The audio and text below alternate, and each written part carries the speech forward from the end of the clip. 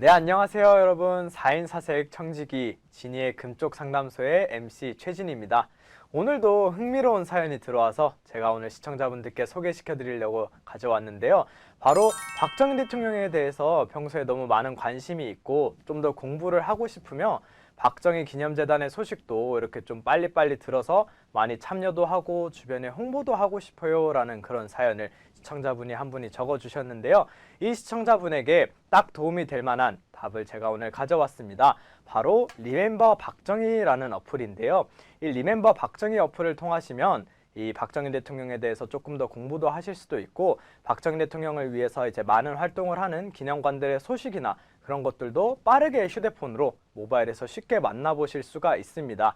오늘 들어온 사연이 이제 시청자분들께도 너무 도움이 될 만한 사연이라 제가 가져와서 이렇게 또 소개를 해드렸는데요. 많은 시청자분들도 이 정보 잘 참고하시면 좋겠습니다. 감사합니다. 다음은 이제 마지막 순서입니다. 마지막 순서는 진짜 재미는 있는데 마지막이라 가지고 가게에서는 좀 부담스러울 것 같은데요. 국내왕 방산동량과 K방산 수출 전망을 해서 유용원 조선일보 군사 전문 기자들이 강의를 해주시겠습니다. 여러분 큰 박수 쳐주십시오.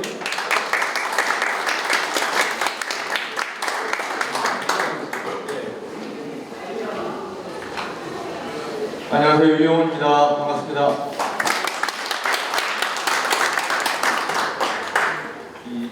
정말 오래 기다리셨습니다. 제가 이거 한 4시쯤 원래 끝내실 계획이었던 걸로 알고 있는데 시간이 좀 많이 지체가 됐는데요.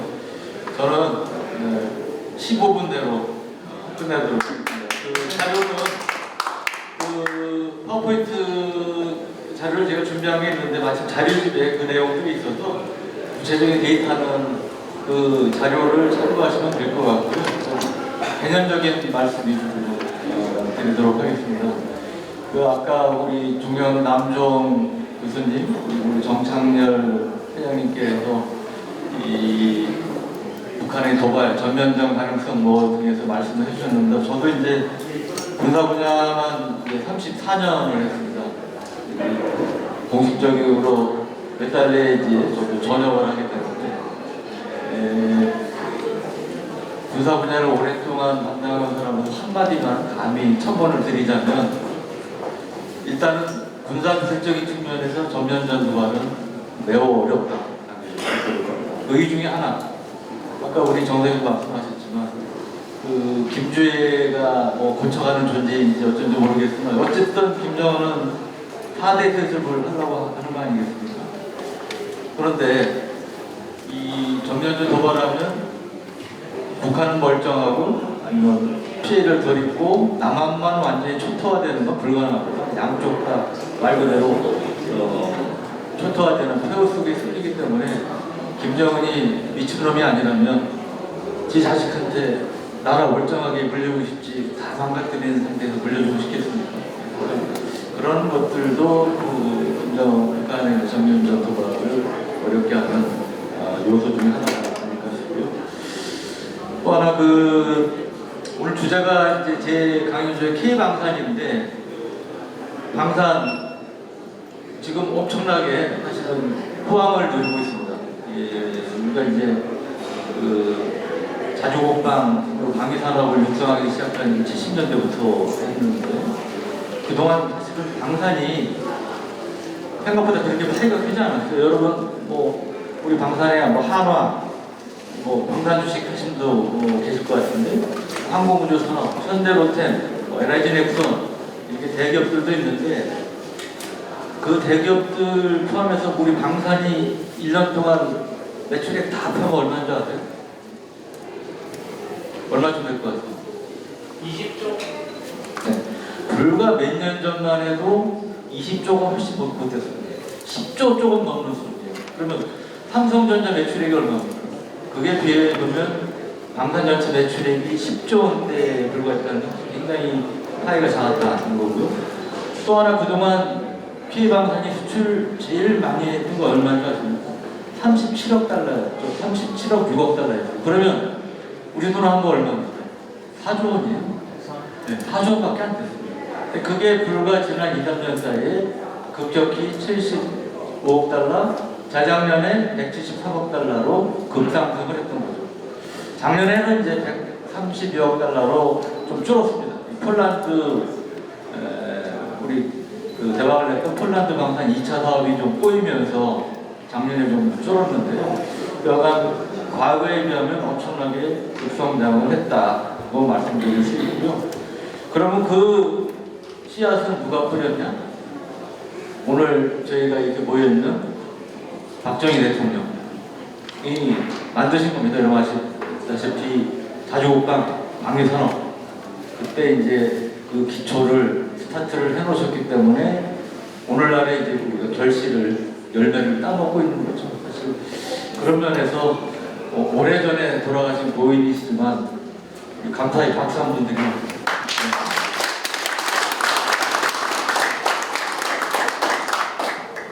그 제가 그 박정희 대통령 시절에 사실은 자주국방 방산 그 플랜을 짰던 분이 오은철 제2경제수석이라고 있습니다.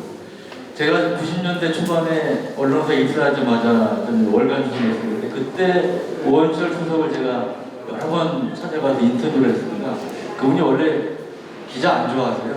그래가지고 처음에 대학에서 찾아갔다 문전 박근혜 여러 번 다녔는데 제가 열심히 쫓아가니까 그래도 이제 말문을 여시고 옛날 얘기를 해주셨는데 그분이 아시다시피 핵개발 책임자 책임도 맡으셨어요. 그래서 방위산업, 중화학공업, 창원공단, 그 다음에 핵개발 이거를 사실은 책임을 맡았던 분이 돌아가신 오원철 제2경제수석이신데 제가 그때 아주 어린 나이지만 30살도 안 돼 어린 나이지만 감명 깊었던 게 그 갱지에 그 창원공단 그림 이렇게 철저한 계획도시 아닙니까? 그래서 그때 그분 철학은 방위산업 육성하려면 중화공업을 겸해야 되겠다. 그때 이제 그런 컨셉하에 창원공단도 만들고 그러셨거든요. 그래서 좀 그때 진짜 아무것도 없는 상황 아니었습니까? 그러니까 야 진짜 이거는 내 땅에 속담말로 헤딩해서 위에서 유를 만드시는 거 아닌가. 어린 나이 상당히가 아주 감동적이었던 감동을 받았던 이런 기억이 있습니다. 그 방산 관련해서 또 하나 말씀드리고 싶은 거는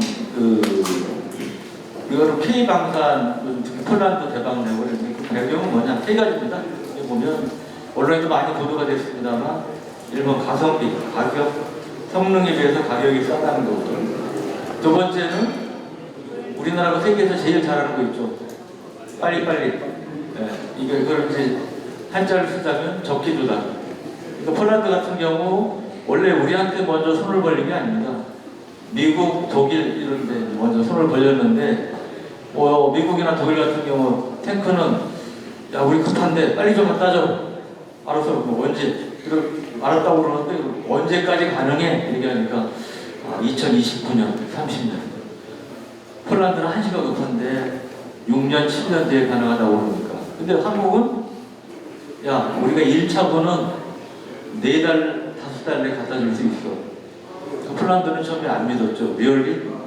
근데 실제로 재작년 8월에 계약을 했는데 12월 말에 갖다 준 거예요. 그 폴란드 구두까지 딱 실어다 준 겁니다. 그래서 폴란드 대통령이 직접 나와서 환영인사도 하고 그랬는데 그러한 것들 이제 우리가 빨리 해줄 수 있다는 걸 실제로 보여준 거. 이거 제가 폴란드를 2번 가봤는데 2번 갔더니 또 하나의 중요한 변수가 있더라고요. 뭐냐? 미국 무기와의 상호 운용성입니다. 그러니까 미국 무기하고 부품이라든지 아니면 포탄 구경도 받지 않습니까? 그래서 그런 전문용어로 인터오퍼러빌리티 상호 운용성이라고 표현하는데 그런 폴란드가 미국 전투기를 지금 쓰고 있는데 F-16이라는 걸 쓰고 있는데 그것 때문에 사실은 카이에 F-50 경공격기를 도입하는 그런 측면이 크더라고요. 근데 우리가 이제 폴란드 하면 우리 무기만 잔뜩 산 걸로 많이 생각했을 때 절대 그게 아니고 제일 많이 산 거는 미국 무기입니다. 미국 무기고 결국 미국 무기와의 호환성 이것도 폴란드는 중요한 고려 요소였다. 그러니까 우리 흔히 하는 얘기로 우리가 아무리 잘난 척해도 부처님 손바닥, 미국 손바닥 안에 있는 그런 걸 저도 폴란드 가서 좀 느낄 수가 있었습니다. 그래서 그런 부분이 이제 영향을 많이 끼친 거고 그러다 보니까 사실은 언론 책임도 큰데 많은 분들이 재작년에 이제 폴란드에 막 40조, 30조 대박이 터졌다. 막 그러니까 이제 다 끝난 줄 아시는 분이 많아요. 다 끝난 줄 아시는 분이 많은데 실제로 재작년에 1차로 된 거는 123억 달러입니다. 그 재작년 173억 달러 중에 무려 73%를 폴란드 수출이 차지했던 건데 더 중요한 2차 사업이 남아있어요. 300억 달러 이상의 제가 알기로 330억 달러입니다.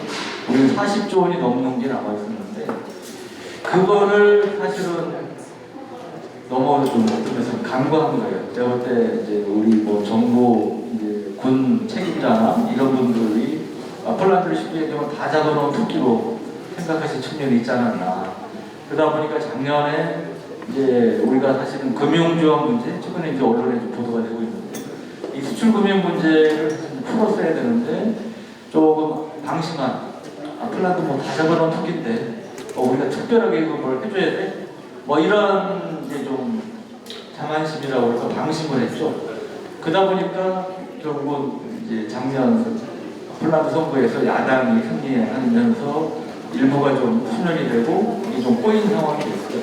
지금 뭐 우려하는 시각이고 지금 뒤늦게 이제 수출금융 문제 좀 풀겠다 해서 법안이 올라가 있는데 지금 국회가 또 엉망이어가지고 아직은 통과가 안 된 상태인데 저는 이 방산 관련해서 언론이나 뭐 특히 유튜브 이런 데서 보면 계속 장밋빛 청사진만 이제 장밋빛으로만 이렇게 얘기를 하는데 사실 그렇지 않은 면도 있다. 우리가 좀 신중하게 봐야 될 측면도 있다.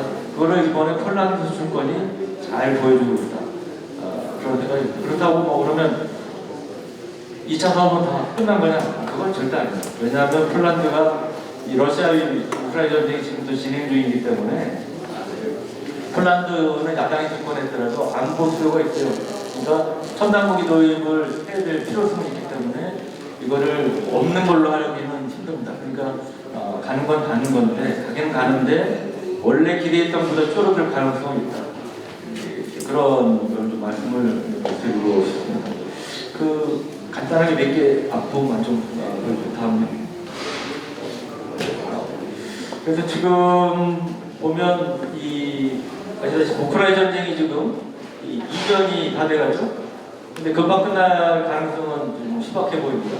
당분간 지속될 가능성이 많고 이스라엘 하마스 전쟁도 지금 진행되고 그러다 보니까 전 세계적으로 좀 국방비를 굉장히 증액하는 추세고요. 바꿔 얘기하면 이 무기에 대한 수요가 늘어나고 있는 거죠. 그래서 방산 관련해서 우리 K방산도 이 수출 가능성은 상당히 있다. 앞으로 상당히 적어도 여러 해 동안은 있다. 그리고 이제 국방부의 지출이 늘어나고 있기 때문에 그 수요는 있다고 볼 수가 있고요. 다음에 말씀드렸다시피 이제 전 세계 글로벌 무기 수요가 2년 전에 비해서 20% 이상 늘어나는 상황입니다. 다음에 우리가 이제 하나 또 말씀드리고 싶은 게 재작년에 173억 달러였는데 그게 의미가 있던 게요. 우리가 이제 넘사벽 모델로 많이 삼고 있는 나라가 이스라엘이죠. 이스라엘 수출도 뭐 모델 국가로도 많이 이제 거론이 되고 그러는데 우리가 재작년에 우리 모델이었던 이스라엘보다도 많았습니다. 이스라엘 당시 110억 달러였어요. 그래서 그러면 상징적인 의미가 있다. 말씀을 좀 드리고 싶습니다. 지금 말씀드렸다시피 이스라엘 110억 달러 수준이었고 우리가 이스라엘을 능가하는 기록도 세웠습니다. 지금 지난 수년간 증가율을 보면 전 세계에서 1위입니다. 증가율, 액수가 아닌 증가율을 기록으로 전 세계에서 1위를 기록합니다. 다음에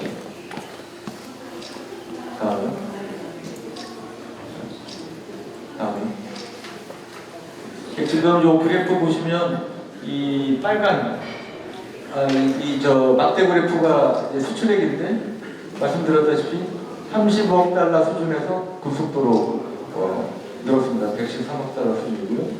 작년에 쭉 줄었는데 올해 어떠냐? 올해는 폴란드 2차 사업이 좀 풀리면 괜찮을 것 같습니다. 200억 달러를 기대할 수 그런 생각도 있는데 그 폴란드 외에 다른 또 큰 시장이 열리고 있어요. 어디냐? 중동입니다. 중동. 이 중동 지금 신원식 국방장관이 지금 이제 사우디 방문하고 오늘 이제 카타르로 넘어가시는데 UAE, 사우디, 카타르를 이제 방문하셨는데 원래 사우디 이번에 가셨을 때 또 뭐 어떤 무기 관련 수출 관련해서 좀 큰 게 발표될 수 있다고 기대를 했는데 뭐 사정이든지 아직까지 뭐 발표는 안 되고 있는데 약간 수조원 수준의 것도 이제 거의 사실 성사가 됐습니다. 그래서 이 사우디라든지 UAE가 아시다시피 오일 많이 돈 많은 나라이기 때문에 거기 또 스케일이 큽니다. 무기 도입하면 기본적으로 몇 조 원 단위고 사우디 같은 경우는 이제 본격적으로 터지면 10조가 넘어갈 수도 있는 그런 상황이기 때문에 그런 면에서 중동이 이제 새로운 우리 K방산의 수출 시장으로 앞으로 이제 부각이 될 것 같고요. 그런 면에서 보면 전반적인 흐름 자체는 K방산 수출 전망이 상당히 있다. 뭐 말씀을 좀 드리고 싶습니다.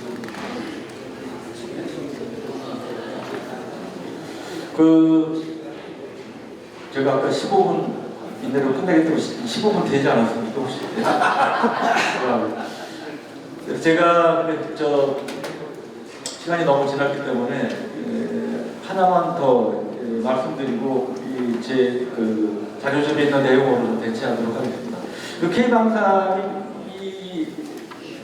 말씀드렸죠. 전반적인 어떤 지금 국제적으로 전쟁이 계속되고 있는 상황이고 그 다음에 유럽이라든지 여러 나라들이 군비를 강화하는 추세이기 때문에 전반적인 흐름 자체, 분위기 자체는 밝은데 그럼 무조건 장밋빛이냐? 그건 아닙니다. 말씀드렸다시피 과제가 있다.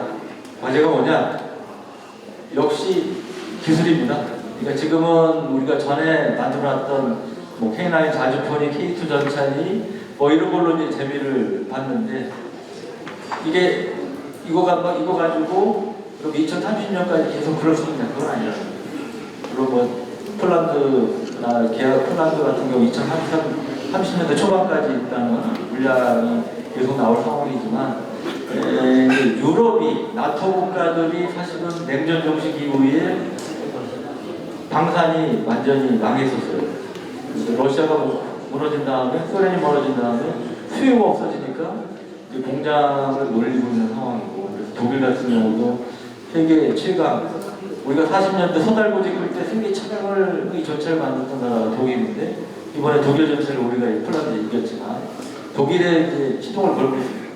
공장 가동하고 뭐 이런 시동을 걸고 있고 이게 이제 2, 3년 내로 가시화되면 우리가 경쟁력에서 우리가 밀릴 수 있어요. 그래서 결국은 계속적인 기술 혁신, 그 다음에 다른 정부 차원의 수출 금융 지원을 포함해서 획기적인 대책 이런 것들을 고민하고 준비하지 않으면 K방산 이 승승장구하던 K방산도 거꾸로 줄 수 있다. 그 말씀을 드리면서 이상 제 말씀을 마치도록 하겠습니다. 감사합니다.